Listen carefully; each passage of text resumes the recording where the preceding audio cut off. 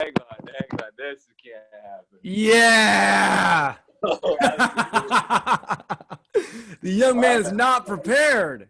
I thought it was gonna be a phone call. Like, I'm about to. That's so funny. Hold on. I gotta fucking change this thing into a fucking split screen. Is what I need. I mean, look at his hair. His hair just looks absolutely horrible. Hang on. No, you're good, man. Am I about to hat? I'm gonna wear a cowboy hat. Wear a cowboy hat. There you go. Look at this. It's for 9/11.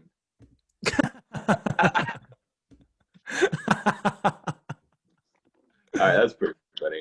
Hold on, let me fucking figure this fucking split screen out. I gotta fucking change this fucking. Hang on. There we go. My charger only works on these, or my phone chargers on one of these, like one of these like pads. Can you believe that? That's weird. Yeah, look at this. I'm changing the lighting.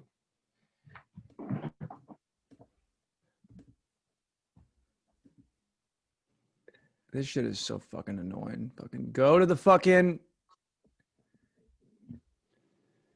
God damn it, you fucking stupid slut. Oh wait, should I be on landscape? Yeah, that might work better. Why the fuck? See, this is the thing, is it's just like, it should be so much easier. And then it's like, nah, we're not going to make it easy on you. Hang on.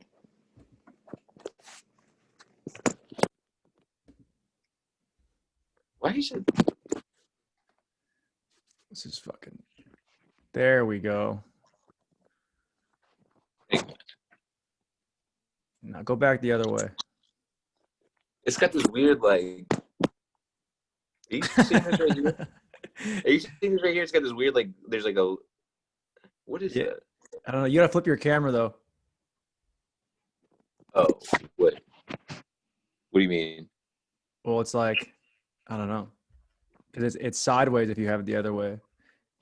What I'm saying, do you want like this? Yeah, it's got to be like that, because otherwise it won't. It's not. Just leave it like that. That's perfect. Okay, we're good. Dude, you look like a fuck. Is the hat on backwards? It looks like it's on backwards. No, my head is so big it literally won't fit.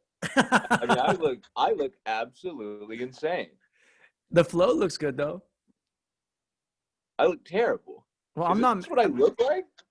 Yeah, it's you. You know what? This is a mistake putting you on video with this. This is an absolute mistake. I should not have done this. I look absolutely horrible. Oh, God damn it. Oh God. You got to just look at me. Just look at me. Right. See, this is why you can't do a Zoom, because this is like if you did a regular podcast and there was a mirror in front of you the entire time. That's what I'm saying. This is why I don't do them. You know on the Zoom shows when they're like they have the audience. I just look at myself. Have you done those? I did one too. How did it go? You can't hear anything. It's fucking. It feels like comedy. If I could unmute it so people could laugh, it would actually work great. Yeah, I don't get it. I mean, there's a million of those in LA, and I just feel like they're all fucking like, just chill out, man. LA is a goddamn disaster. What's going on with you, man? What have you been fucking doing? You're unemployed, right? It's actually incredible. It's like so unbelievable. Like, I don't know. I'm just like, Christ. Yeah, I don't know. It's just I'm bored out of my mind. What about you? Dude, I'm trying to stay busy. Like, I'm trying to do shit. Like, I've just with the fucking t-shirts, and then with dude. Okay, you know what? Before we go, I got to ask something, because I'm trying to like date, and now everybody's like back on board. Like, all the apps, people are into it. Everyone's fucking people back are out there. into it. Everyone is just trying to get out there. Everyone's trying to get dick. Everyone's trying to get something. Even I'm trying to get dick. It's a fucking disaster, dude. So, but there's still like the old mentality of that some of these women have where they think that we're still dating like it's the 90s. Like where they're like, Really? or not even the 90s, like it was fucking 8 months ago. So I matched with this girl and we're bullshitting back and forth. And we had planned on hanging out today, just going to get beers today. It's a Friday. Let's go get beers. We'll meet up later on. So I was like, what time works for you? She's like, let's go like, 2, 3. I'm like, fucking perfect. That's early in the day. We can get on a patio, sunny out, no problem. Then we're just kind of talking back and forth. She's like, well, I got to leave by, like 3:30. I'm like, what? You mean you have stuff you have to do? Like she's like, yeah, I got to drive here and go take care of this dog. I'm like, we're going to get beers. Like, how do you have plans for after this? That's like, what women do. I said to her, and I was like, look, are you looking? And I was like, are you just looking for like an excuse if this goes poorly? Which I get, but don't tell me about that. Just use that if it goes shitty. Yeah. But you're already planning on leaving 45 minutes to an hour into us hanging out to go because your obligations on a Friday. No one's busy during a pandemic. Definitely not long enough. Not long enough at all. And then she goes, oh, well, like what if it went well and then we want to see each other again? I'm like, let's just rain check. And I just fucking canceled. I was like, I don't want to. I'm telling you though, a lot of these chicks, dude, a lot of them are just letting it go after the first, like on the first day, because I think they've all been locked inside so long. Well, you've been fucking though, right? See, you are the kind of guy who you hit a good. It's gone well for you. I hit a streak. I'm a streaker. Whatever that phrase, like I hit streaks. I don't have a starting role. Yeah, no, dude, but when you catch fire, you're like Deion Waiters in 2015.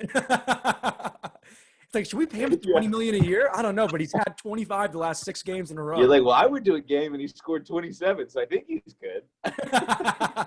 They kept talking about him. My dad doesn't like him, so I know he must be a big punk. No defense. The kid just shoots. He'll shoot you and shoot you out. Good either. I'm like Topo Cephalosha.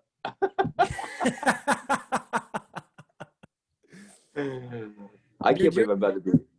Yeah, you look like a fucking idiot. I'm trying to look cool. You're really steering into that Florida Georgia line guy. Yeah, I'm not gonna lie to you. The hair is like a bad look, and I need to get it cut. Well, I don't know if you can get it cut. Just maybe wash it once. Well, I just woke up. What am I gonna wash it? Because then I gotta work out later. So like, in the mornings I can't really wash it because I gotta work out. Do you brush your hair? Yeah, but I mean not in the morning. You're supposed to brush it in the morning. Not if I'm. Hang on, let me brush it. You're right. I was gonna argue with you, but you're actually correct here. Dude, I know so much about hair because I took such good care of my hair the last 2 years I had it because I knew it was fucking going, dude. It was leaving me fast. And what no one ever told me was when I was like I saw a picture of myself in my junior year in high school playing basketball, and it was a picture from like the back of my head, and I already had a bald spot, and no one said anything. Oh wow, that's actually rude. No one said anything. Like it was always the joke because my dad's bald. It was like, well, you're gonna be bald. What's your mom's dad look like? It's like, shut the fuck up, Katie. And they knew it the whole time. Well, see, the thing with this long hair is it's like you don't know you look bad in it until you get it. No, but see, I'm like, Christ, dude. Yeah, but you kind of did it right because you did the stuff where you trimmed the back and the sides and then let the bangs grow all the way out. And so now you have that nice flow on either side of it. Kind of like the Joker in The Dark Knight, where it was just kind of like, you just got to push it over here and then it finally grows all the way down. It's a good look, man. You're like a redheaded Heath Ledger, but after he died. Oh, wow. What a compliment. I still Heath Ledger in the bathtub. Yeah, your Heath Ledger face down in the bed in his own puke, and Mary-Kate and Ashley are like, "Is this our fault?" That's the vibe I'm getting from you. Okay, I'll have the hat on. Don't do that. Go the other way. There you go. There you go. Yeah. Okay. You look like I like the way you look because you remind me of a guy who's like trying to get like an old country band started, and his uncle's the drummer. Whatever gets me laid, dude. Dude, when I was in Montana, there was this fucking cover band that came to this winery where we were drinking, and this dude, they had like, it was so good, dude. I haven't seen live music in fucking years, And these guys, Oh, wow. and there's like this basic white, skinny fat white guy who's the lead guy, and there's this fucking Native American dude who was like the young dude and was clearly the best part of the whole thing. But you could still kind of see there was a power struggle between and they're a cover band, and you're seeing it kind of unfold as they have shitty banter back and forth. They're like, "What do you want to play?" Yeah, they hate each other. What do you want to play next? How about this one? And the Native American guy's like, yeah, all right, we're going to the next one. And then you just start playing the fucking next song. Should I smoke pot on this? Yeah, dude. Do whatever makes you happy. Yeah, You're a wake and bake kind of guy? Yeah. Well, I'm hungover, so that's good. We'll be on the same level. Now, what do you do when you're drinking? I'm not really if I drink, I really just stay at home. Like when I go on these dates, I just have to take a chick to the park and walk around. That's not creepy. That's kind of cute if you do it right. But make no mistake, it feels a little creepy. Well, because I think it's something about the park feels like we're already dating or we're about to die. Exactly. And I'm on a first date and I don't know this stranger and it gets dark, and you're you gotta have her home. You gotta have her out of the park before it gets dark so it doesn't feel like you're gonna fucking rape her and shit. It's just incredibly uncomfortable. Yeah, that has to go in your head because you don't want her to think you want to rape her, which is, which let me tell you, apparently is the whole game. It's literally just trying to It's just you trying to make her feel like it's not ancient times where it was like, hey, I got to make more people. I have made progress as a man. Hey, we're more evolved, and I'm not just worried about making more people to save our species. What's your favorite color? Yeah, I'm worried about getting my dick hard. Let alone raping you. I got bigger issues, babe. Yeah, but if she's looking at your dick, that's enough, dude. Honestly, man, after 6 months, of not hooking up, not even smelling a chick's anything, even being in a room with them, I was just fucking walking around, just fucking. Oh, me too, dude. Dude, listen to this. How about this? So I'm getting my dick hard when a girl is on her knees sucking me off, but I cannot get it hard if I'm laying down on the bed. What is that?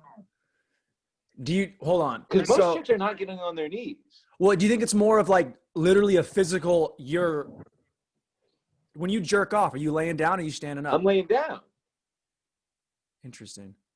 So I can't tell if it's a domination thing. I'm looking down, yeah, you fucking dirty bitch. Yeah, you or fucking if I'm skank. Tell me what your dad's name is. And then she says your name and you come. Yeah, oh my God, that's good enough. That's actually good enough. I can't tell if it's that or if it's the blood flow. You have bad circulation, you think, when you lay down? I don't know. I think it's all mental, honestly. Though? We can sit that night and day. Yeah.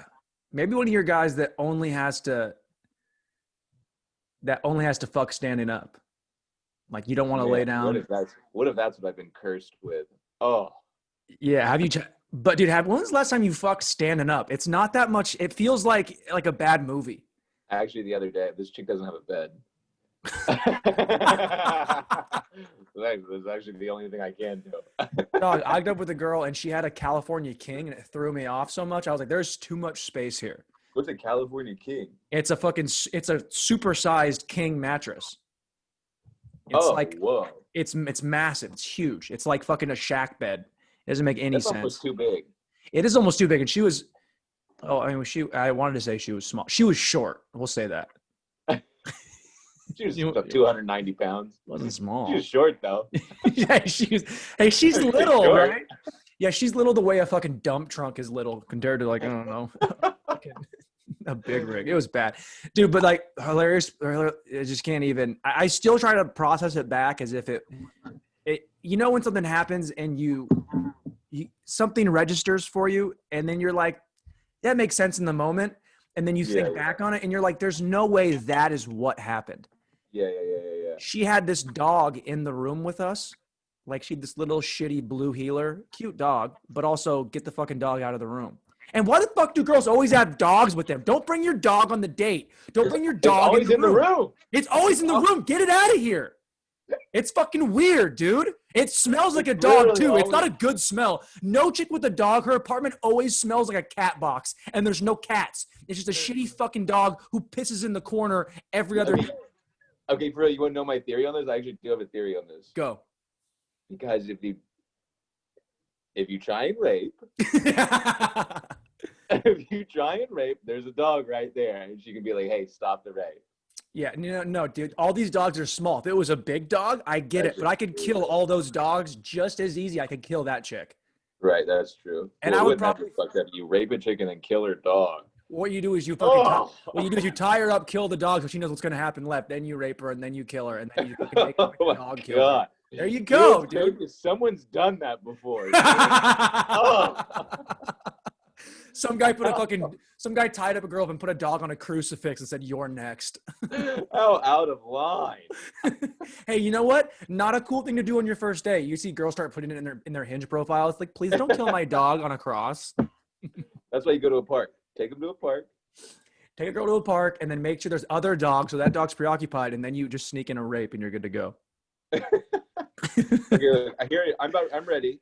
So and then I'll light this up in the middle when I'm feeling it. Yeah. Do you think, dude? So this girl has a dog in there, and we hook up, and we're done. I'm on my way out, and the dog was like loud as shit. It was like barking outside, and then it was being a fucking idiot, and then the dog got real quiet right when we started like really going at it, and I'm like, fucking thank God this dog shut the fuck up.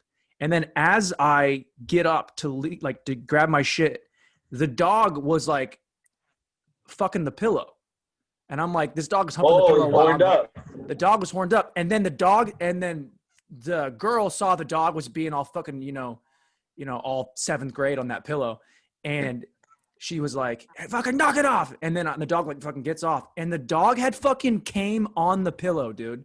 The dog came harder than I did, dude. So I swear to Christ, dude, fat fucking gooey load on the pillow. I looked at this fucking dog. I looked at the pillow. Looked at the girl. She was trying to play it off. I'm like, your dog just nutted at the same time that I nutted, and this is just not the way I wanted this night to go.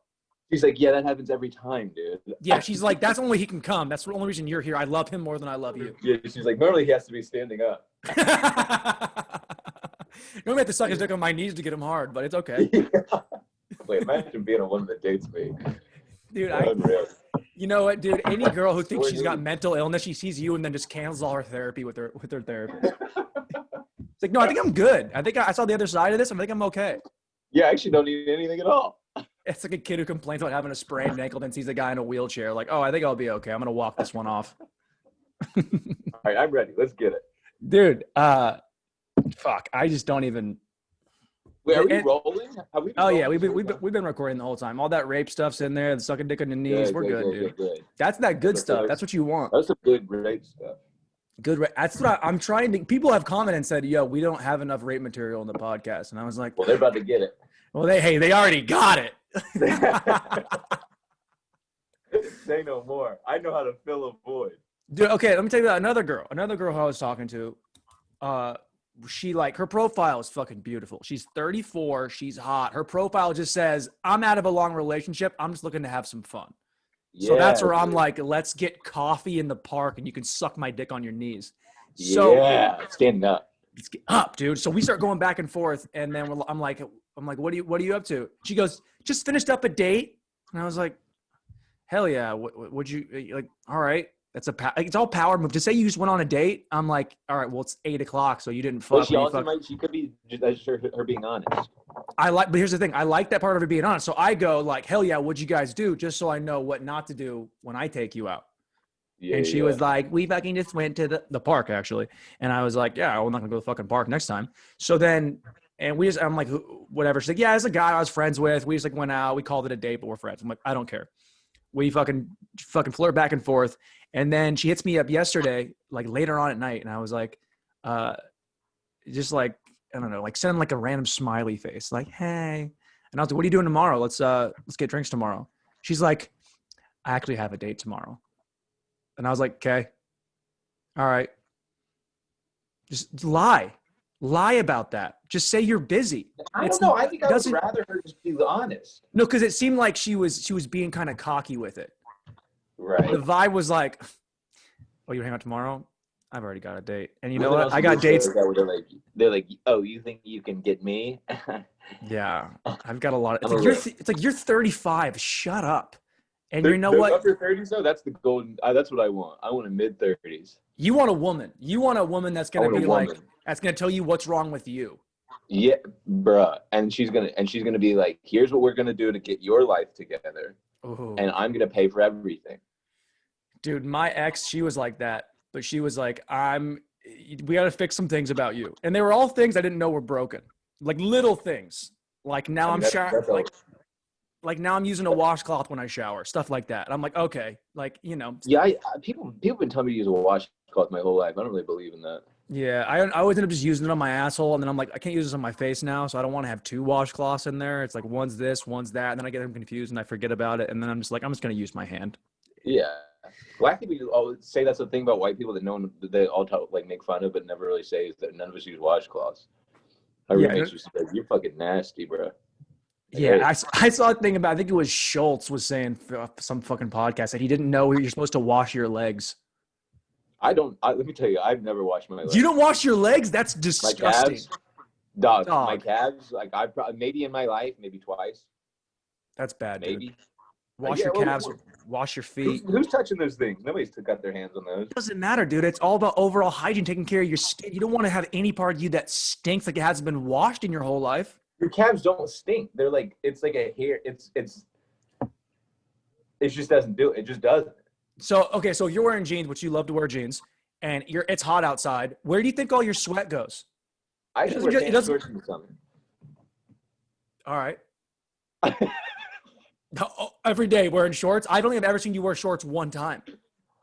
Well, I mean, the thing is my legs never sweat. Like, if they get dirty, it's because I'm, like, laying in grass. And when am I ever laying in grass? I'm allergic to grass. I think everybody's allergic to grass. Remember when you were a kid, you could just go roll around, get a little itchy, you didn't care. Now if I'm like barefoot in grass for too long, I'm like, can we fucking just go kill ourselves? I'm over this.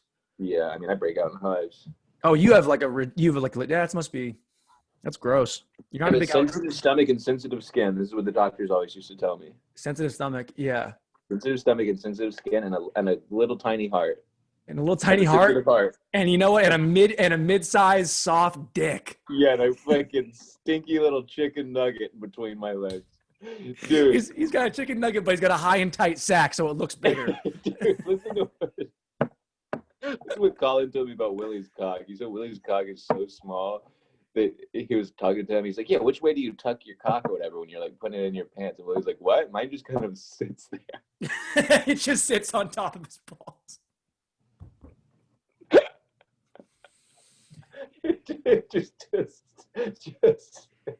You could just it's like sitting in a beanbag chair.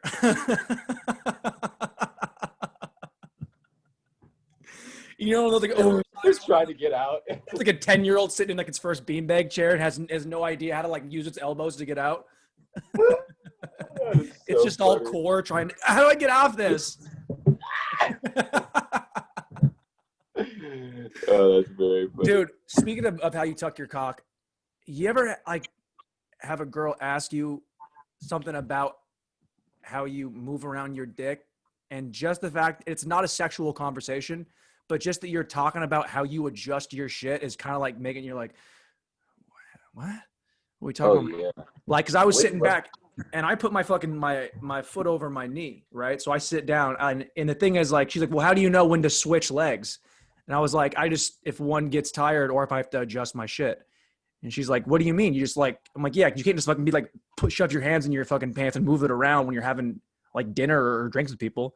You have to be like kind of stealthy with it. If you're on a patio, you can't just be fucking adjusting your cock out in the open. Luke Newman did that at the patio the other day. Who did that? Luke Newman with a disgusting ass. He doesn't count. Doesn't count. It's not a real guy. And he's got a girlfriend now, so he really doesn't care. That's actually very true. Very true.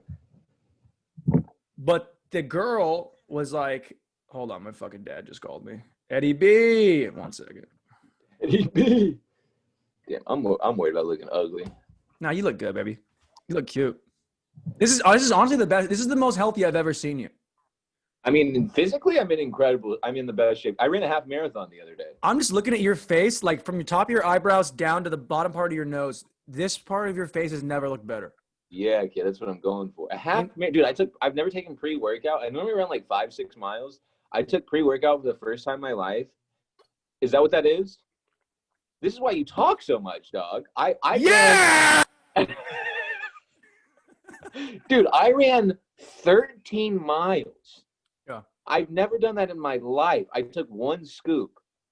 Dog, it is 100% crack. It's like anything else, though. It's like when your first scoop, you're like, this is all I need for the rest of my life. And you do that one scoop a day for a month. Now you need 2 scoops, then 3, then 4. It can't be good for you. It's got to be bad. Dude, you know what's funny is like probably a month or so ago, my teeth started hurting. Like my teeth hurt bad. And I was like, I started doing the rabbit hole of fucking like, what is it? The acidity of the pre-workout? And I look on it. And it's like, I look online and they say pretty much like if you, the acidic drinks, like with, certain kinds of coffees and teas and shit like that and soda, like it'll wear the enamel down. It'll just kind of like not take it away, but it'll kind of like make it sensitive. And then I was brushing my teeth really hard. So I'd have my pre-workout first thing in the morning, then I'd brush my teeth crazy hard, and then I just go throughout my day. So the acidity from the enamel worn my teeth down just a little bit. And then I was brushing hard. Like my teeth were like, felt weak, like they felt almost numb. I got all fake in the front 6. I felt it in all of them. Just felt right, I forgot about that. Well, right. So and then my bottom teeth felt the same way, and I hadn't been to the dentist in like 4 years. And I went to the dentist for the first time, about a month ago in 4 years. And I asked the doc about it. He's like, "Oh no, just brush your teeth first, and use a softer toothbrush." Before the pre-workout? He's like, just brush your teeth and then drink something a little bit, and then if you want it, then wait before you go and work out or whatever, then have that, and then it'll be fine. And I started doing that, and I changed my toothpaste up to Sensodyne, and now no problems. Teeth feel great, no issues. But this fucking shit is absolute crack, dude. It's really insane. I was jogging and I was like, this is like, I feel like untouchable. I was like laughing. I felt so good. At like mile 10, I was like, dude, I could run a marathon right now if I wanted to. When I was in peak drunk form in Chicago, the go-to was drink 7 shots at work, stay out, go to ale house until 4, sleep in until probably 10 or 11. I would slap fucking 6 scoops of this and then go to the gym, run hard as fuck, and then sit in the sauna for 30 minutes and then have another shake of this before I went back to work at 4. And that was like how I got through fucking 3 years of bartending in Chicago. Was just why you're so goddamn out of your fucking mind. You're smacked off of fucking Bang Protein or whatever the hell it's called. It's called Essential Amino Energy Plus Electrolytes. Yeah, God, somebody sponsor me. Dude. You're knee deep in amino acids. I love it. But I don't drink coffee, so like this is all I have. Oh, right. Yeah, so I drink it as like, yeah, you're a coffee boy. Anyway, fucking, we're going to go back to you running half marathons. I want to come back to that because that's actually fucking super impressive. I haven't ran in like 4 months. I hurt my knee really bad, and then I haven't ran at all. Yeah, I mean, my hips are fucked up too. I literally like, I can feel my hip coming out of the socket. Dog. How about that? Like when I run, I think I tried to squat for like a month, and I overdo everything, and I like overdid all my leg workouts, and for like 3 weeks now, I like when I walk, I can feel my hip and my hip socket click. Like, isn't that crazy? You know what you got to do is what I do with my hip, because I would have that when I'd run too, is you find like a softball, like a fast pitch ball, and you just sit on it on one side and you just roll on it. That's what I did. I got one of those. I got not it was softball, but I got one of those rolling like pin things. No, you don't need to get a pin. You need a ball. It needs to be a fucking ball, like a hard fast pitch ball. They're like fucking $3 at Dick's. You go there and you sit on one side. You put it like and you just sit there and you just roll on it. On the inside or outside of the hip? On the outside of your hip, like right where your ass cheek meets your hip. Okay. And then you do your whole ass cheek and then roll over to your hip, and you have your hands and your feet on the ground. So you're not just gonna fucking put all your weight on it. You're just gonna put a little bit of pressure, and then you just roll in circles around your hips, and it loosens your hips up. It's the best thing ever. I'm gonna do that tomorrow. But dude, like my knee got fucked up, and I couldn't run, and I started doing this found this guy's, it's like a knee ability program. And it's all about like people with like ACLs and reconstructions and then have crazy tendonitis and knee pain and all this shit. And this guy's whole premise of it is when you work out, they would always tell you to work through your hips and never let your knees go below 90. You never want your knees to go bend over your toes. Like, you know, when you get into like a full squat and your knees are over your toes out like that, they used to tell us that's bad for us. So you don't want to work through that because you can hurt your knees. This guy's like, no, you go the other way. You actually work all the way knees over your toes, and it actually is able to strengthen your knees and your ligaments. And people thought you couldn't do that, but they base it off of like old, like Asian powerlifters as they compared to like American powerlifters over the last like 60 years. And the Asian powerlifters were going full on, like, you know, they do like those like crazy cleans up here and they're in that full squat and their ass is almost on the ground. Yeah. American guys wouldn't do that. They would go to 90 in their knees, in their angle of their knee to their calf, and then they would power up. But they all have like hip dysplasia and hip replacement, like Ronnie Coleman. He's like the famous. He can't walk anymore. Can't walk anymore. But then all these Asian power lifters from China, Japan, South Korea, all these guys are in their 70s that they can still power lift. And their knees, their hips, everything is fucking perfect. Dude, Asian dudes just got it figured out. Well, you know, like the Asian squat where they sit down and fucking smoke cigarettes outside to fucking bomb in and they fucking do the whole thing. They do it like the airport and shit. There's a phrase for it. I can't remember what it's called. Yeah, they put their phone on the ground and they use it like a table. And they just squat and cheap a fucking cigarette. That shit rules, dude. Dude, so this guy's whole thing is like how to like work. A lot of it's like reversing out knee pain. So if you're running forward, you're actually like putting more pounding on your joints and your hips. But if you run backwards, if you just like walk backwards, jog backwards, and then work backwards, you're actually putting less stress on your joints and on your hips, but you're still working at a higher rate. A lot of like Olympic sprinters do this when they get older. They start doing all their stuff in reverse. And they found run backwards? Yeah. So you do is you have to mimic, you're trying to mimic your same running motion. You just do it backwards to warm yourself up and to get yourself strength. You're not going to sprint full on backwards, but then that's the way to like you're not going to go jog. Like Usain Bolt is not doing 2 miles on the treadmill. Like he's not jogging like that. Right. So I do stuff where it's like, how can I like do cardio without running? So it's all this jump rope. So there's jump rope and there's shit like that. Or you can do it as simple as you just stand on one leg and bend your knee. So it's like, and bend your knee so it's slightly over your toe, and then just hold on one foot and you hold that for 2 minutes. And then you switch and you do like 4 rounds of that. And then your quads, your hammies, your calves feel like you just ran 2 miles. Wow. Okay. I'll give that a shot. Yeah. Anyway, especially running in the city, you can't run more than like 3 or 4 days a week because my knees are just like jello at the end of a run. Yeah, I can't do it. Like my knees will fall apart, and then but doing this guy, I've been on this program for like I don't know, like maybe 2.5 months, and it's like the best my knees felt. It's like the best shape I've been in without like running, and my knee doesn't hurt. I couldn't walk like 2 months ago. I couldn't walk. My knee was so bad. That's what's been going on with me with the hip. I literally I'll finish a run and then I just have to lay in bed for 3 hours. Yeah. That's because it's just the pounding, and you're putting it all, and you're running through and what that means is it means like your feet, your calves, your quads, and your hamstrings are weaker than your hips because your body knows that your hips are the strongest part of you. So it's defaulting to that because it's trying to not hurt the weaker parts of your legs. So you have to. I'm running in and out of the sidewalk to the street because of 6 feet distancing or whatever. Yeah. So I'm going from this like elevated sidewalk. Then I have to every 40 feet, I have to jump down to the street. So that an intense, collision of my foot and the difference in height is happening like literally 3 or 4 times a minute, which is horrible for me. Dude, you gotta stop doing that. That's just stop doing that. Yeah, but because next thing you know, you're gonna be 30 and you're gonna need a fucking hip replacement because you fucking just kept pounding one hip and not the hot way. Because I just want to get my fucking 6-pack looking right. You do look good though, man. I'm telling you, I'm not even kidding. I'm not trying to suck your dick right now, but I would suck your dick right now if you were here. It's the best you've ever looked. Let's go, young man. God, you used to look so goddamn shitty. I'm telling you, dog. I know. Are you drinking anymore? Huh? Are you drinking? Barely, dude. I drink like. If I do, I have like 4 or 5 drinks. I can't. I had like 6 the other day and threw up for 5 hours. I just can't do it. My body's just not cut out anymore.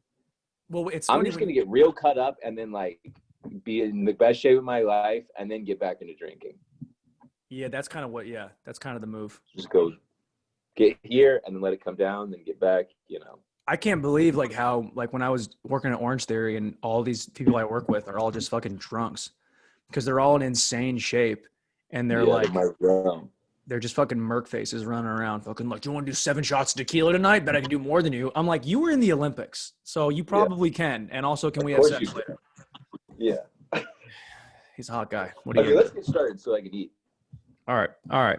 So, what was I saying earlier about the girl talking about how you adjust your shit, you adjust your balls? Yeah. You know what I'm saying? So I was like, yeah, you gotta like switch legs and then you can fucking, you know, move around. And she's like, that's funny because what I do is she was sitting wearing like cut off shorts and then she's like, and she's hot. And she's like, well, this is what I do. And she like stands up and like untucks her shit. And she's just like, this is what I do. And I'm like, you just made me look at your pussy. Like you just whipped the labia out? No, she was like wearing like cut off shorts that were riding up. She's like, well, if I have to adjust mine, I just stand up. And she goes like fucking full on and then pulls. You can't see her pussy, but she's like, look at my pussy. No, that's hot. And I was like, this is now a hot thing. And it's not supposed to be. And I think she baited me into that. Of course she did. That's how we flirt now, that we just pull our shit out. Yeah, but you want to see this? I read this D'Elia story that came out the other day, and this guy's such a fucking rapist pervert. Yeah. He's talking about this chick, like, he like asked this chick for a drive home, and she's like, yeah, I got you, dude. They'd known each other for years. And she said before he got in the car, he pulled his cock out and was like, touch it. Hey, dude, can you imagine, dude? Touch it. Someone you've known for years? Touch it? You could just touch it. Touch it. Why don't you touch it? Come on, baby. You don't want to touch it? Touch it.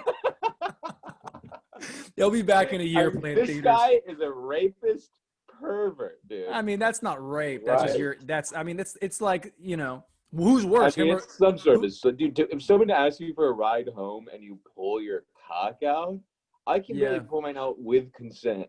This you know what's doing it in front of a woman by her car in a parking lot. Dog, that's the problem with sober guys. Guys that have never drank and guys that used to not get pussy and then got pussy in their late 30s. Yeah. They don't know how to date. They don't know how to interact with people. All they do is watch fucking porn, and it's the Aziz thing. It's like you're doing freaky shit. He's so in his head all day that if like not getting fucked up, that when he sees a hot woman, he's like, do something crazy. Do something crazy. Yeah, I'm a crazy guy. Cock. And he's got a fucking meaty cock on him too. He's like, hey, do you want to eat my cock? Yeah, doing his bit. Right. Come on, you don't want to just gotcha. Yeah. Gotcha. Hey, the guy is, I'll say this though, the guy might be a creeper and we might never see him again. We'll see him again. But that dude made me laugh so hard on podcasts. When he was on podcasts and he's just fucking roasting a guy like Callan, also kind of maybe a rapist. And those guys, dude, shit is killing me. And he'll be back. He'll be back. I mean, that's the thing. Sober guys, you know, they got demons, so they're going to be funny. Yeah, they do have demons. But I mean, like, that's the thing is like, dude, I don't know. You said you didn't watch Louis' newest hour that he released? I saw it live, and I couldn't finish the recorded version. The recorded version, like I got it, and I watched it again. Like a buddy of mine wanted to see it, so we watched it. Dude, I think he's like the GOAT after Chappelle. Chappelle's like, it's like he's kind of up. He doesn't really count anymore. Oh, he's like a holy spirit. You know? Yeah, because Chappelle's, it's like the Jordan thing. It's like MJ is the GOAT in basketball, and then everyone else is behind it. But it's not really a fun argument anymore. It's more like with football. Like, who's the best football player? Like, people will say Tom Brady, say Jerry Rice, they say all these different guys. But it's more of a conversation. So you have to just kind of take Chappelle and put him by himself.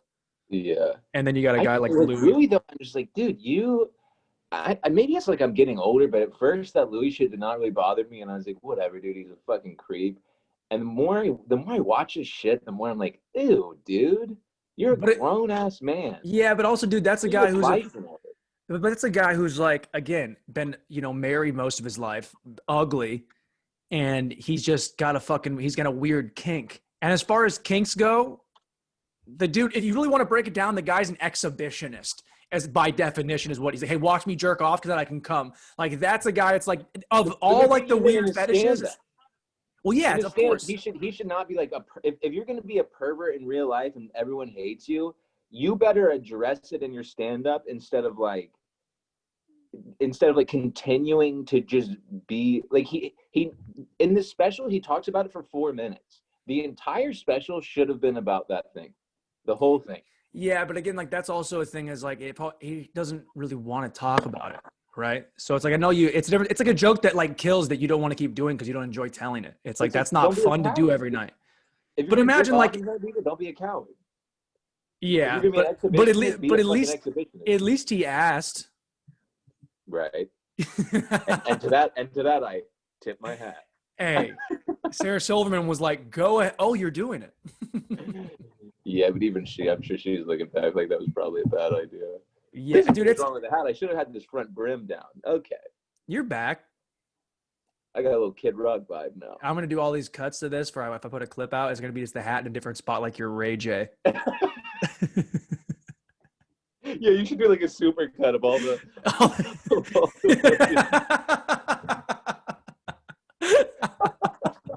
That's actually pretty funny. Dude, what if you I don't know, man. It's like I'm trying to get ready to go back down to LA, but then there's all these fires and shit, and there's nothing really for me to do. And I'm like, but nothing for me to do here. Hell yeah, dude. Light it up, baby. Spark, spark, spark, spark, spark, spark, spark, spark, spark. Keep going. I didn't interrupt. Keep going. No, dude. I'm just like saying, I'm just like, you know. And then the comedy club in Austin shut down, so that's dope. Which one? The Cap City? Cap City shut down. It's like the only club out there. Forever? Yeah, closed. No. Yeah, they announced that like 2 to 3 days ago. Wow, really? That was like a famous club. Yeah, it was like 40 years it'd been there. Same spot, same owners. But are you serious? Yeah. Kind of wild. Clubs are closing, dude. Clubs are closing, dude. Comedy, you know what's funny is like remember you and I had this conversation maybe a year and a half ago about how you're waiting for the bubble to burst. And how it's like things were too good. But then within reason, it wouldn't have burst. It would have kept going on the trend it was on and stayed put. But now, during the pandemic, everything's burning.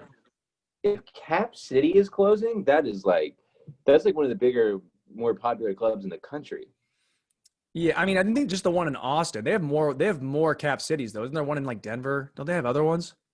I don't know, but I mean, that's like if that one is closing, that's like a sign of everything else coming, dude. Yeah, but then Rogan's fucking talking about opening up a club, a fucking comedy ranch, which would be funny. What did he say? He wants to open a comedy ranch? Yeah, he wants to buy a ranch, and he wants to have like a club. He'll buy 2 spots. He said he wants to buy a club and put it up in town in Austin. Then he wants to have buy a ranch, build like a theater style club, a theater style like auditorium, and then he wants to have a smaller room attached to it. So he wants to have this whole thing feeding through Austin. So he has like a small club in the city and a small room in the city. Then he wants to have a big theater out on property that he owns outside of Austin, like a ranch. Whoa. Yeah. Oh, so he's really going for it. No, yeah, he's like, dude, he did a great pod with Ron White the other night. And fucking, I love Ron White. Ron White's part of that in that red studio. I don't know how I feel about this. Yeah, the light's kind of annoying. They all look fucking retarded. But yeah. But he's like, yeah. Ron White, he's got a couple Me Too's no one wants to talk about. Yeah, he's from Texas. What are you gonna do? Yeah. He was saying through 2 divorces, he's lost a total of $10 million. I bet, dude. And he was like, Rogan was like, imagine if I fucking came back, went to you at 22 years old and was like, Ron, you're going to lose $10 million in 2 divorces. Don't get married. And Ron was like, well, I would ask you where'd the money come from? How'd I get all the If I could lose $10 million, I'm cool with it. Yeah, exactly, dude. Is that it? I love hearing about like guys that are old or talking about just being comics and they were just made peace with never making any money. They're like, yeah, no, I was like 40 and doing the road and making like maybe $1,000 a week, maybe. Doesn't that freak you out though? I'm terrified of that. I don't want to be poor anymore. Oh, now that I've got this free government money, now that the government gave me money, they gave me money. I'm just like so afraid of like ever going back to that life before. I mean, I was living like that for a second, and then the 600 ran out, and then California's fucking me. They fucking canceled my unemployment, but then I'm owed all this money in really? Because I'm owed all this money in Illinois in back pay, because I should have always been filing through Illinois, because that's where all my unemployment's been paid into for 4 years.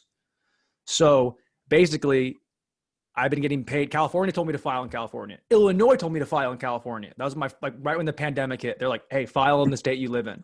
And then since then, I've talked to multiple reps. They're like, no, you got to go file in Illinois. But I can't get my money in Illinois until my claim in California runs out. So I was on the fucking phone for 4 hours with California, and this fucking chick was such a bitch. She's like, you've been getting overpaid this whole time. I'm like, I'm getting $60 a week in unemployment through California. Overpaid? Exactly. She's like, you were on extension and you weren't supposed to be on extension. I'm like, I'm getting $60 a week in unemployment through you. That's nothing. Nothing. She's like, well, we're just going to cancel your claim. You deal with Illinois. She said, you'll deal with Illinois. And I'm like, you fucking dumb bitch. So she's trying to file an overpayment claim against me because they put an extension on my claim, but I didn't put it on the extension. It was the government filed it for me so I can keep getting $600 a week, part of the federal money, which also then clicked in with my state unemployment, which is $60 a week, which is fucking nothing. So she's like, we're going to put an over. I'm like, look, if you want to take the fucking, that's like less than $200 60 times 4. It's like what, $240 a month. I'm like, that's insane. You want $400 back? You can have that back as long as don't give them a damn dime, dude. I'll contest it. But like the thing is, Illinois owes me $340 a week dating back to March. Plus the new. So assuming that they couldn't give me that until my claim in California was done. So now I'm waiting for Illinois to call me back, and then if I can get all this back pay, that's like $7,000 that Illinois would owe me. That's about what I have in back pay too. Yeah, so they would need to give me that, and then the $300 a week was fucking started a month and a half ago. So then I would get they that. Don't let me certify anymore. Can you still certify? I can't even certify anymore. I tried certifying, and it wouldn't let me do it. I've only certified one time in Illinois, and that was like 2 weeks ago when they told me to on the phone. But then does it say we can't certify? Mine says like we can't certify at this time. Yeah. Please call this number. Well, yeah, that's what it said to me the last 2 weeks, the last 2 pay periods. It did that same thing. But I'm waiting on Illinois to call me back because the chick that I talked to was like the best. She was so helpful. She said straight up, hey, you have back pay that you are owed. So we can't pay you until you're done in California with that claim. So California canceled my claim. So in theory, Illinois should just go, here's your money dating back to March. Right. But for some reason, I just know it's not going to be that easy. And I'm kind of already operating under the fact that I'm not going to get that money. So that's why I'm going to Texas, because Orange Theory in LA is shut down until probably middle of next year. There's no comedy in LA. Texas Orange Theory is open. I can transfer from LA to Austin and start coaching right away just to make fucking money to live off. I got no more income, dog. I'm living off fucking savings and credit right now. Dude, if they don't give me this fucking I'm in the same situation where they won't let me certify and shit. If I don't get I'm like calling them, leaving them messages, waiting for a phone call back. If I don't get this shit figured out in like a month, I'm fucked. I don't know what I can't pay rent. Do you want to stay in Chicago forever? I mean, I just signed a year lease. But you could fucking break that no problem during these times. Yeah, I mean, make no mistake. I believe this will be my last year here. I don't know what I'm going to do next, but come to Texas with me, dude. Dude, I'm looking at fucking apartments right now. 1 bedroom in Austin, fucking 600 to like 800 square feet for $850. It's unbelievable. If I move though, my thing is if I move, it's to a different country. I'm done here. Happy 9/11. Oh yeah, happy 9/11. Hell yeah. Happy 9/11, dude. Happened 2 towers. Bye-bye. Never forget. Never forget. Let me tell you, I forgot until about 20 minutes before this podcast. Dude, I forgot. I started watching all the fucking stories of heroes. I started crying a little bit. Had to go watch TikTok and girls twerking to get back in the mood. All I try to do is forget 9/11. All I try to do is I've been forgetting since the day it happened. And the best way to do that is to watch 16-year-olds twerk on Instagram. Where you at, Dalia? I'm forgetting, all right. Never forget. Why would you want to remember? Why would you want to remember? Yeah, I feel nothing towards 9/11. I know it's like frowned upon. I just could not give 2 flying fucks about 9/11. I think, you know what's funny is I think most people, I mean, maybe not most people, but I think a lot of people that are like obsessed with 9/11 are just obsessed with the conspiracy of 9/11. They don't really care. Like they look at it as like a fun story to like unpack, not like thousands of people died. People are like, the 2,500 people died. Like 200,000 people are dead from corona, dude. Yeah, but not in 1 hour. Right, true. Well, I mean, probably maybe not an hour. But. Yeah, corona's fucking not real, dude. I'm fucking over it. No one cares. I went to Montana, dude. I went to a bar, like a club. It was unbelievable. I'm trying to be like a woke, liberal, good person. I'm telling you, dog.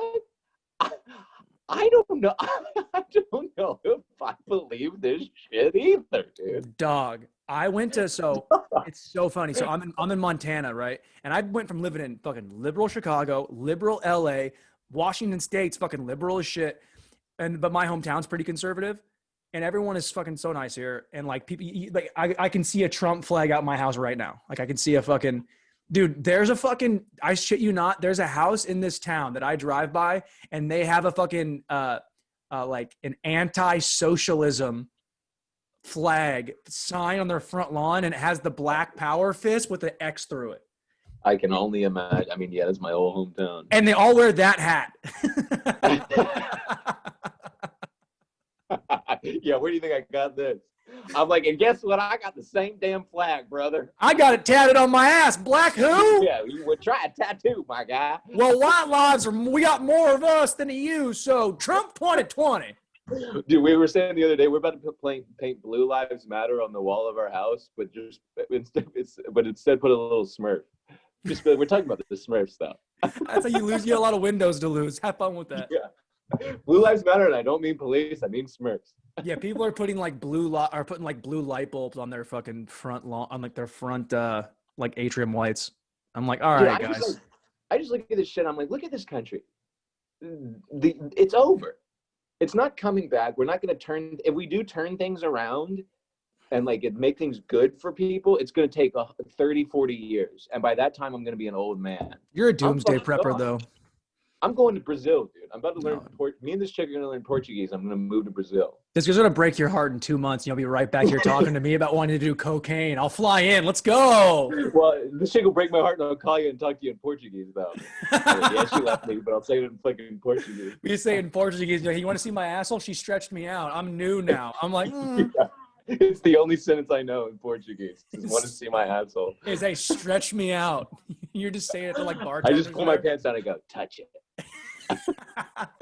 I go, hey, do you want to know how old I am? No, I don't. No. Nah. God damn. Yeah, dude, I don't know. But like when I was in Montana and everyone's Republican, and the thing you realize when you go to like a place that's like conservative Republican is that far right assholes, far left also assholes, and then if you just look at people like in the immediate parties on either side, like Democratic liberals people, they're kind of assholes. Like they're just not very nice people. They're psychotic dogs. And then conservatives, Republicans are like, they're like, hey man, we got a table for you back here. And I'm like, really? They're like, yeah, I'll buy your first round. I'm like, you guys are so goddamn nice. And then they turn away a black person. But I mean, I had a great time. Yeah, they'll let you sit back there. I hooked up with the only black girl in all of Montana when I was there. Really? I bet she was a fox. Yeah. You know what? She was there.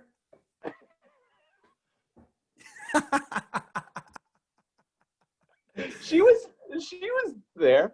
She was, hey, you know what? She fit the criteria. Are you not white? Let's go. Brother, let me tell you, if you're a white woman in today's day and age, good luck. You got to move to Montana. I'm canceling white women. White women. You can't be in my life if you're a white woman unless you are like a top 5 white woman. Yeah, you have to be a top 5, and to be a top 5 white woman in my world, you have to have fucked at least 6 black guys and walked funny for a week and told nobody about it till right before we have sex. And damn sure better not tell me. Yeah, hey, don't tell me. But unless we're like right when we're having sex, then I got to hear all about it, and then I'm gonna jerk off to that later. That's the problem I have is I'll ask too many questions in a relationship, and then she'll tell me more than I want to hear, and now my dick's hard, and I don't know why. And now you're all horned up. Yeah. It's like, yeah, he barely fit, and I was like, nah. This chick told me the other day, she was like, right after we hooked up, she was like, yeah, I had like a 6-way in Africa with these, these people. And I'm just like, most men would be like, oh, I'm sitting there like, well, I will be cranking to that in about 2 hours. You're on your phone. You're just like 6 black guys. Yeah. And what was it like? Wait, did you say it was a 6-way? It was like her and 5 dudes, or it was like equal parts men and women? It was more of like an orgy situation. I can't remember. It was like, I think it was like a bunch of people in a tent in Africa. I don't know what the fuck happened. That's less hot. That's more Brokeback Mountain. The smells in that tent, man. Ooh. Yeah, true. I mean, my God, human beings are disgusting. Yeah, that's the thing I'm running into now. It's like, I care less and less about how they look and more about just what they're into. It's like, look, if you suck, but you're like into like ass play for me, we're probably going to hook up. That's what I'm saying, dog. I need someone who I can click with, dude. I feel like I spent so many years just like hooking up with like retarded chicks who were hot, but we had nothing in common. And I look at my life, I'm like, why am I so alone? It's like, well, because you spent almost a decade hooking up with people you don't get along with. Yeah, but it's not for you. Like, you didn't hook up with those hot girls for you. You did it so you can tell your friends about the hot girl. Right. I mean, that's what you want. That's what the clout is. That's all of it is, dude. Clout chasing is just fucking girls you don't really care about or love, but you want to be able to say, hey guys, look how I did this weekend. Right. But I'm trying to defeat that. I think that's like a disgusting male behavior, to be quite honest. It's like very sad to me when men are like, hey, I can get pussy too. It's like, yeah, dude, we're in our late 20s. If you're not getting pussy now, it was never going to happen. Yeah, it all feels the same at the end of the day. And I still feel bad for not wearing a condom. I don't care if it's a hot chick or it's a fucking ugly chick. And it's like, and you're not supposed to say chicks are ugly or fat. And it's like, how do you want anybody to get better? Like, what do you mean? Dude, listen, this whole there are no ugly people shit is just driving me fucking out of my goddamn cord. Everybody's ugly to somebody, dude. Everybody. Look at me. I'm ugly. You're ugly. Fat chicks are ugly. We're all ugly. I was talking to I was drinking at my buddy's place the other night. It was his girl's birthday, and like all the girls were talking about like hot celebrities. They're talking about like Brad Pitt, Johnny Depp, and I'm like, all right, yeah, those guys are like traditionally hot guys. Yes, we understand they're hot. And like, Blair, who do you think of the track? I named like Halle Berry because I just watched Swordfish recently, and I love. You said Zoe Kravitz, didn't you? I said Halle Berry. Oh. Because I just saw Swordfish recently, and I saw her tits, and they're great. And everyone's like, Halle Berry, she's 50, and I'm like, no, look at her now. Or no, look at her now. She's still a babe. And they're like, I don't know. I'm like, you realize just the fact that you said you don't think Halle Berry's that hot is insane. Like, if she wasn't here right now, we wouldn't all come immediately to not be able to say sentences. But because we're far away from it, we're going to judge fucking celebs like they're not absolute 10s. Have you ever seen an attractive celebrity? It's awful. In person, my lord. If I see Halsey right now, I would shoot you in your face. Dude, Halsey's almost a perfect looking woman. She might be my yeah. And I like that little short buzz cut chicks too. I do like that. It's kind of that pink thing. Like Pink rocked that early on, and she was like, I don't know if you're a lesbian, but you can for sure wear a strap on from me. Yeah. Gwen Stefani did it too. Gwen Stefani did it. You know, when Natalie Portman shaved her head and fucking V for Vendetta, I was into that. Remember when Portman and Keira Knightley both had the exact same haircut and looked the exact same? So every time you go to jerk off to them, you wouldn't know which one you were jerking off. That's a 2-for-1, man. That's like me and Johnny Sins, look the exact same thing. Dude, every goddamn comment on this YouTube channel is just, I didn't know Johnny Sins did comedy. What else did he do? Yeah, that's gonna be a tough thing for you to overcome. Honestly, a lot of people gonna. There's nothing I would love more than to have him on a podcast. That would be the most fun thing of all time is to sit down with. Have you DM'd him and reached out? That would actually be incredible. Yeah, I mean, I probably shouldn't I? He's probably pretty accessible. Like, I'm sure he's not. Yeah, I know that's like doable. If you were like, yo, man, we look alike, and it would be funny if we did a podcast together. Dude, that would be, yeah. I think that would get some pretty good traffic. We both wear no shirts. I shave my face and my head. We just talk about fucking girls in the ass. I'm like, yeah! Dude. Oh, that's brilliant. We start a podcast together. It blows up. I'm the comic who looks like Johnny Sins. They have me as an extra in one of his porns. I'm like, hey, dude, what, can I come in? Dude, that would be dude, I would for sure be an extra in a porn. That would be the funniest shit ever. That's like more, I think that's more doable than we're giving it credit for. Well, I don't know. He's pretty famous. He probably has like, what, 1 million followers? What do you want to say? Over, under 1 million? I say 1.5. I mean, a lot of people. No. There's no way he's over 1.5. I mean, he's like the biggest male porn star in the world, probably. Dude, speaking of porn stars, Mia Khalifa got a nose job, and it's the worst thing in the whole world. I never really found her attractive, to be quite frank. But I loved her nose, dude. She had that little fucking bumpy nose. She kind of had a schnoz on her. I was a big fan. I don't really remember what she looks like. I don't really like big titties. I remember she had big titties. She does have. Titties stress my ass out. Let me tell you, big titties stress my ass out. Johnny Sins, 122,000. He'll do it with me, dude. Oh, dude, send the Beamer now. Send this clip to him. Screenshot this clip. We're the same guy. Wow, dude. Dude, that could be a hit. That'd be so funny. Wow. Yeah, I would hope that he's like, because like, here's what I want to know about. Cause recently I stumbled upon this. It was like behind the scenes of porn where it was like them like between shots and it became, you've been on a fucking set. You went to film school. It was Yes, like literally like, so like, it's like, all right, we need these stills for this. We need the shot for that. And they're sitting there and it's like the dude sitting there just kind of like, you know, like they're talking about like in the Uber Eats guy was coming. And like, hey, is that the Uber guy? Because the horn honked in the front. Hey, is that the guy? And the fucking guy, porn star, is like jerking his dick off. The girl's sitting there with her fucking legs behind her head. They're waiting to fucking get the still. And he's, hey man, can you go grab that? I clearly can't grab it. And then like, fuck. And they call like a PA to go get it. And then he goes right back into her ass. And they do all these fucking. I'm like, this is unbelievable. See, I would not be. That's like a real skill as far as I'm concerned. Oh, to hold I can't think about more than one thing at once. It's for 1,000% would be a skill. Would be to be able to like get your dick hard and then just keep it hard and then control when you nut. Nobody wants to talk about it, but getting your dick hard ain't as easy as it used to be. And it was never easy for me, I'll tell you that much. It was never easy to begin with, and it hasn't gotten any better. Dude, when I hooked up with that one girl with the dog, I was sober. I hadn't like hooked up sober, and I don't even know how long. Yeah, it's fucking brutal. But it had been 5 months since I fucking hooked up with anybody. So my fucking guy came to play. He didn't know anything different was going on. He didn't know, like, it'd been so long that my dick was like, whatever you have up here is not real. It's all a simulation. Like, we're here to play. Okay? We'll take a knee in the moment. They tell you to be in the moment. Yeah. He took a knee before the fucking kickoff, but he was ready to go when fucking it came time. And dude, and then we were hooking up, and before we like had like hooked, before I'd even gotten my shit going, like before the attention even gotten to me, then he started to realize, like, he's like, wait, what? Like he had a hood on his head. And he's like, where are we going? And then I showed him what we were looking at, and he was like, you better put me in quick, dude, because I'm not down for this. He's like, I forgot we were a part of this sport. Yeah, it's like taking your friend base jumping. He doesn't know you're going base jumping. It's like, wait, I thought we were going. You open the door, the sky is right in front of him. He's like, whoa. Hey, you better push me now, because otherwise I'm going to kill both of us. Man, the Johnny Sins thing, that could really work. I think. That's actually a great idea. Yeah, you got to sit him a deemer and be like, yo, make no mistake. Like I do that to this like bodybuilder dude to look like me. He had 25,000 followers. I was like, LOL, I'm just hitting you up to be like, we look like each other. He's like, right on, brother. Send that little deemer. He'll respond. Yeah, I hit him up and I'll be like, hey, dude, do you want to come on my pod? Like, I've got like, and I'll just lie about how many followers I have. I'm like, this thing's got like fucking a couple 100,000 followers. Like, you'll get hella traffic.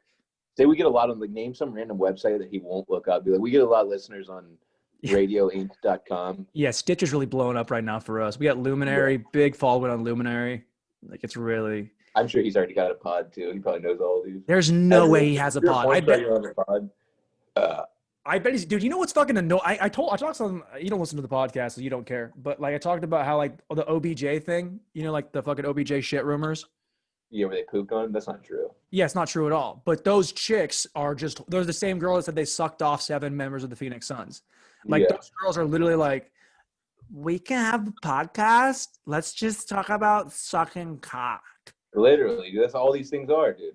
Well, I mean, what's wild is like, you know, women, they understand. Like, guys we fucked, fucking girls gotta eat, fucking call her daddy. Those chicks just, they know what it is. It's like women like don't really support each other unless it's like anti-slut shaming. Then every girl's like, I could be a slut if I wanted to be a slut. And these girls are like openly like banging black guys that they don't even know. So I think that's like, I'm not going to do it, but I want to hear how they do it.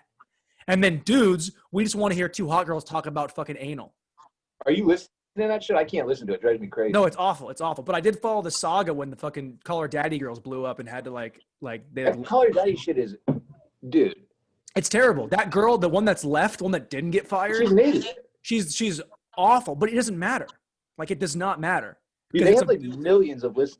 They're like not Joe Rogan big, but like they're like, as far as like women listening to podcasts, they're like the Joe Rogan of women listening to podcasts. It's Doug, crazy. She took the podcast and went to Honey, and Honey paid her like fucking like $5 million a year. It's insane. And then those girls, fucking the guys we fuck chicks, they're comics, so I give them a little bit more. Like I heard he was doing like Ari Shaffir's podcast. It was about being canceled. It was like Shane Gillis, Ren Azizi, Christina Hutcherson, and Ari talking about all the times they got canceled. Fascinating episode. They're all talking about like the online hate they got from people. And because she got in like a bunch of shit because she said that she likes her black guys to be more thug than just like nerdy. And then like people like that girl, it's the host from Guys We Fucked. Oh, right. So like she said that she like likes her black guys to be more thug. And then people like liberals came for her. Like were like, you're racist. And she was dating a black guy who was like a fucking hood black dude. And she was talking like that. I like my guys like my guy is. And then she got crazy hate about it. And her podcast is massive. Like they just had they just sold their, I think, same thing, like in the millions of dollars a year to Luminary. Fuck. Because they have this crazy following. And it's like, I got to start a podcast. Dude. I've been telling you for 3 years. I just like, what I need to overcome is this, like, I have this, like, I just don't want to put anything out ever to anyone for the rest of my life. I just want to, like, it just feels crazy for me to put shit out, but I have to. You got to get out. You got to get over that, dude. Like the only thing, it's like crippling. The only thing that like, that would like kind of hold me from like putting shit out is I kind of fell into that trap of like, I just want all my comic friends to like post it to their story. That's all I want. Cause you know, whenever fucking anybody posts anything from the Chicago comedy scene, everyone just fucking puts it on their story with the haha, this is amazing. And a lot of it is fucking great, but then it's every single thing any of these 8 people post and the same 8 guys repost it.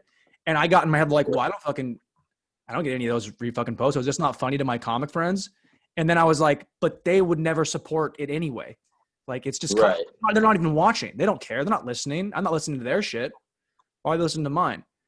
And then you have people who are just like fucking, you know, like someone might have 5,000 followers, 10,000, 20,000 as a comic. I have like maybe 1,000, but the people that follow me are like fans.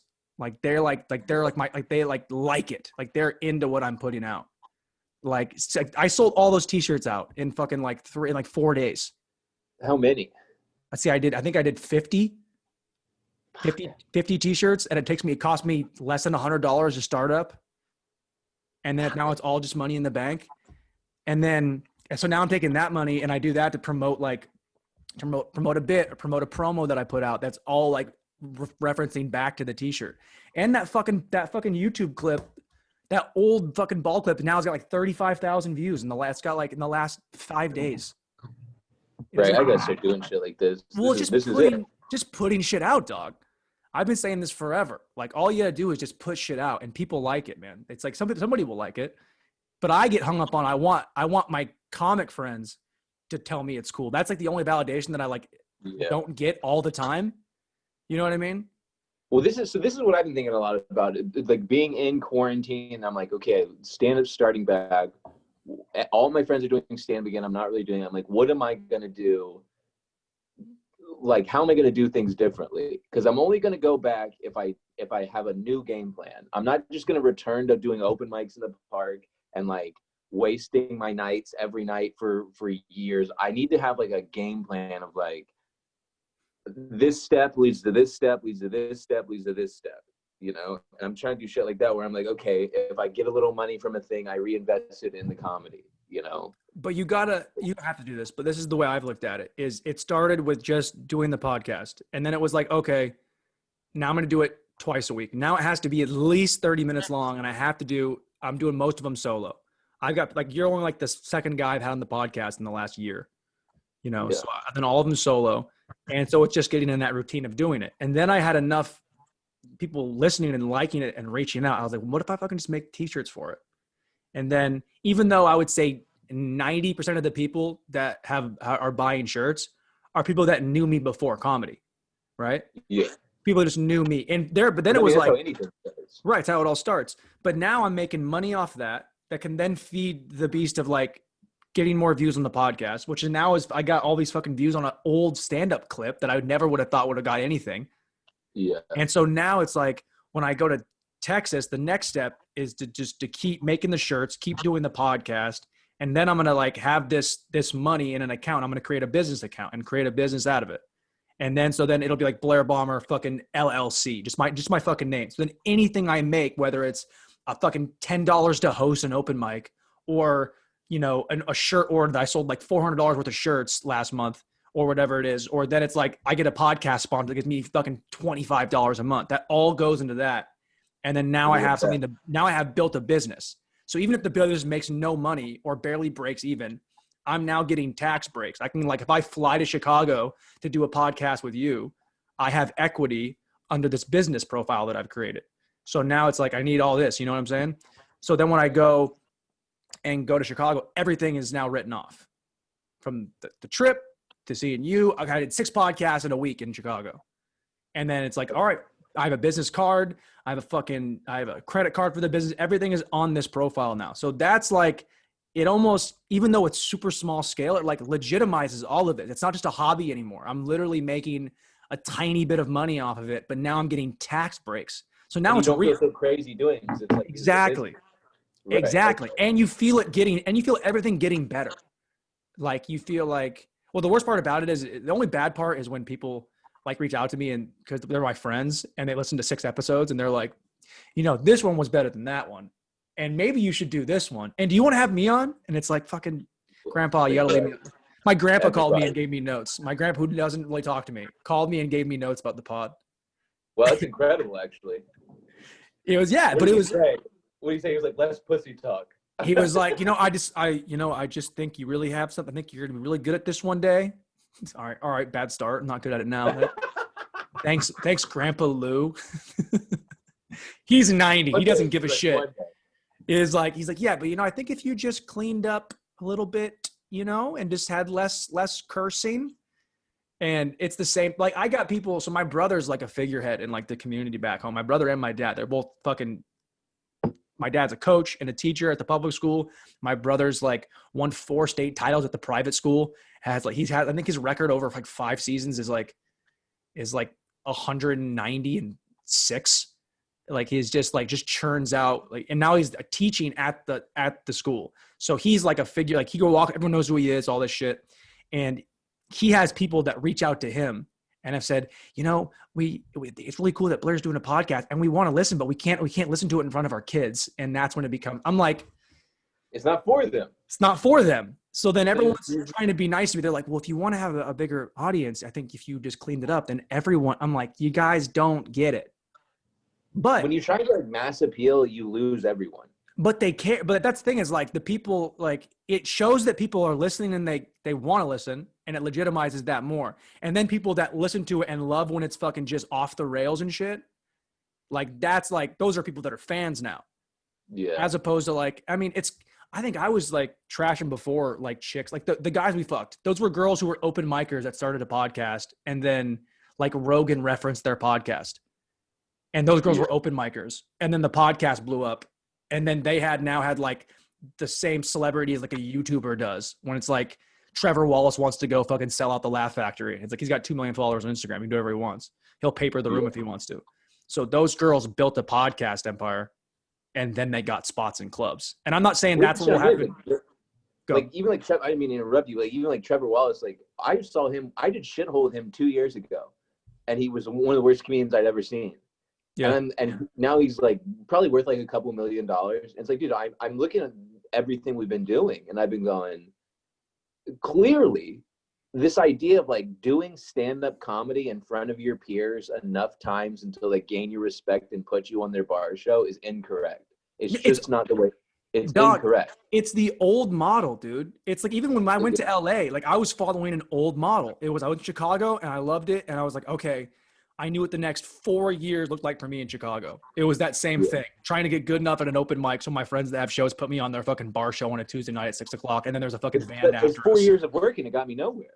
Yeah. And I was like, I'll go to LA. And then I got to LA. And by the way, before the pandemic went, dude, it was fucking cool, dude. To be able to go to the store. Everyone was talking to the store. And you go there and you're like, oh, I fucking watched fucking 6 killers just walk up and murder. Yeah. But then everybody else is shit because it's the same open micers. We're all the same level. And there's like the guys who like run the open mic or run the small show in like the belly room at the store. And they're like, they've been there. They headlined one time at the Ice House and they think that they have the clout because they almost got to open for fucking, I don't know, whoever. But it was like, oh, I see the same kind of thing kind of happening here in LA. And then it was like, but the model that was different in LA was those guys went there and went to the store to be seen, to get taken on the road. Like that was the immediate path to success. It was becoming a producer on somebody else's podcast.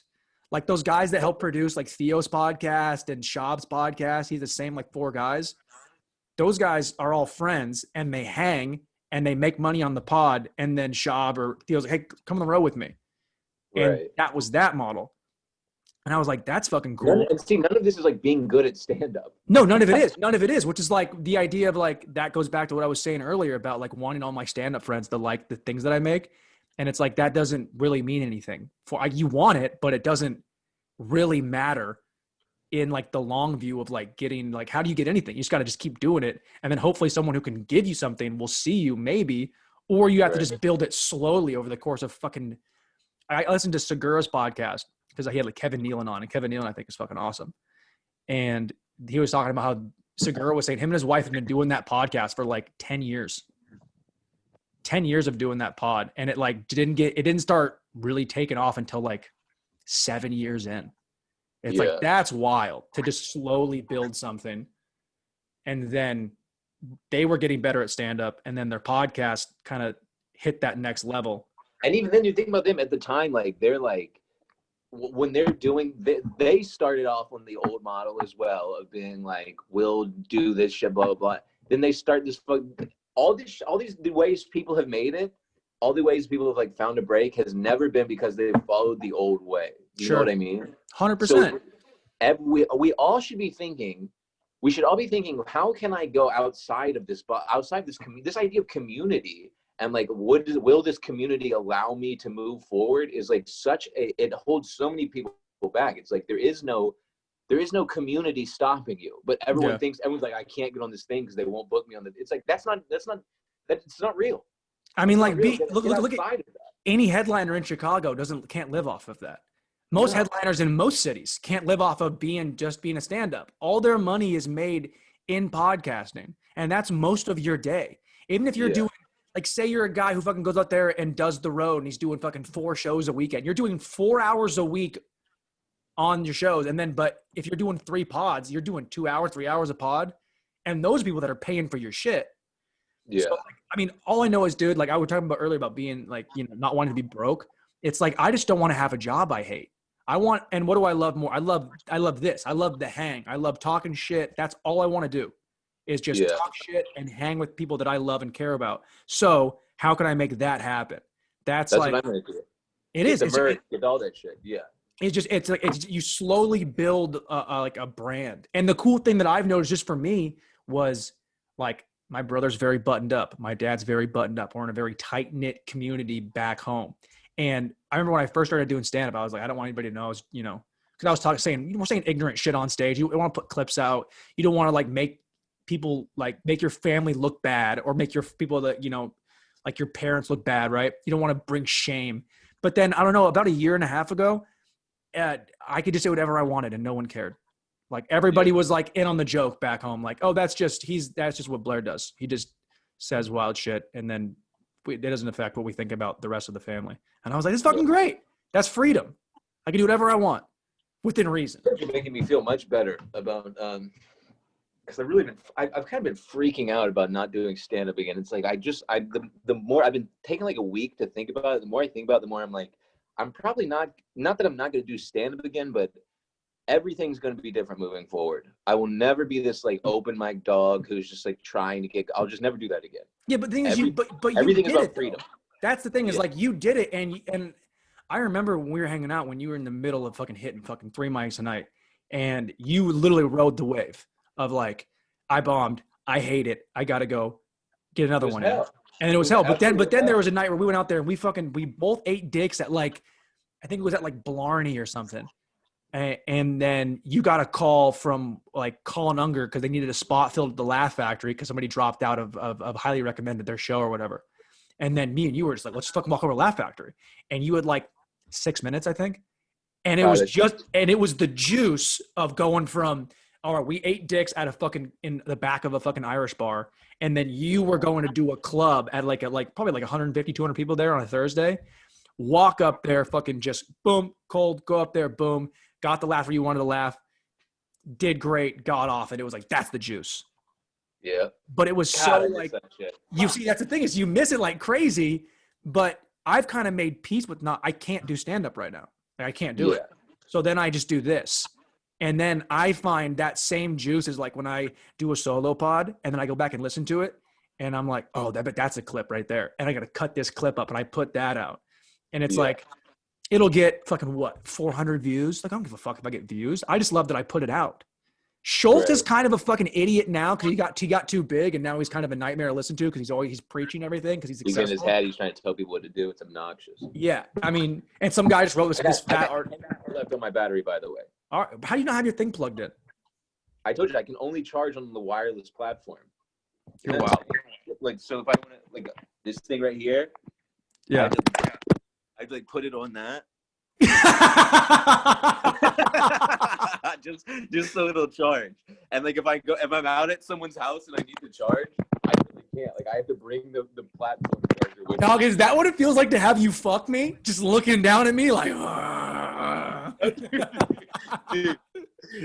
Yeah, is that good? Is it good for you? Okay. You came? Okay. Once you came, let's come at the same time. Did you Dude, you know what? Now that I have this long hair, when I hook up with chicks, it's like I forget hair ties and shit, and like we'll be like making out, and like they'll just have like my hair in their mouth. I'm just like constantly like, sorry. I'm so sorry. I'm like eating pussy. It's just like bugging me. You know, you got to start doing it. Start being the guy that walks around with hair ties on his wrist, just in case you got to fuck. You just fucking. Yeah.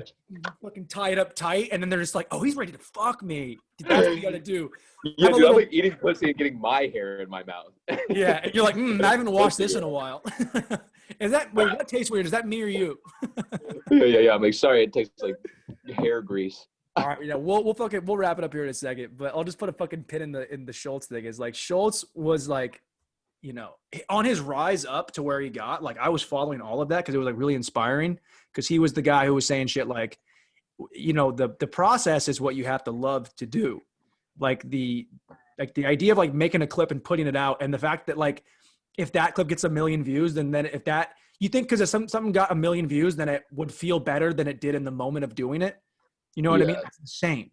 It's the same with like us doing this podcast right now. If I go back and listen to it, I'll enjoy listening to it. I'll find a clip, I'll put that out, but it's not going to be more enjoyable than what we were doing while we were doing it. Right. It's so true. The idea of like putting something out and then not it getting like, kind of like Greg and I used to always talk about this. Like he would delete pods because they didn't have enough. They'd get like 20 views. He would delete it in like the first day. And I'm like, dude, just fucking, you did it. What do you mean? Just fucking keep putting it out. Who cares? Something will catch. Yeah. And if it doesn't, you already had the most fun doing it already. The fun part already happened. You know? Yeah, this is an our generation problem, really. That's like if you fucking went out drinking with your friends, took a bunch of pictures, and the next day you saw the pictures and you're like, fucking, those pictures weren't any good. Last night sucked. Like, what?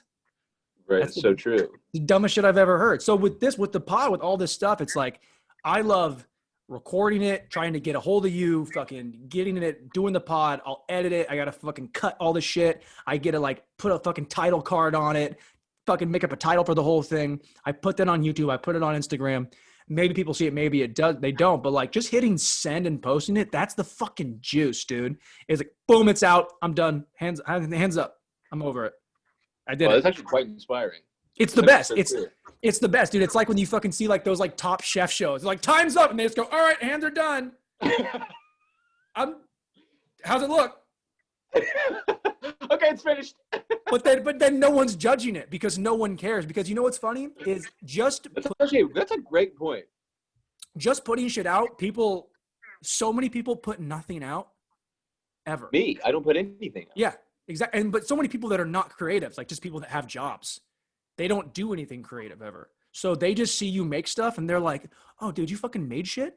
I don't know if I did that promo the other day where I fucking went to my buddy's place and fucking threw a shirt at him and ran away in slow motion on a TikTok. Yeah.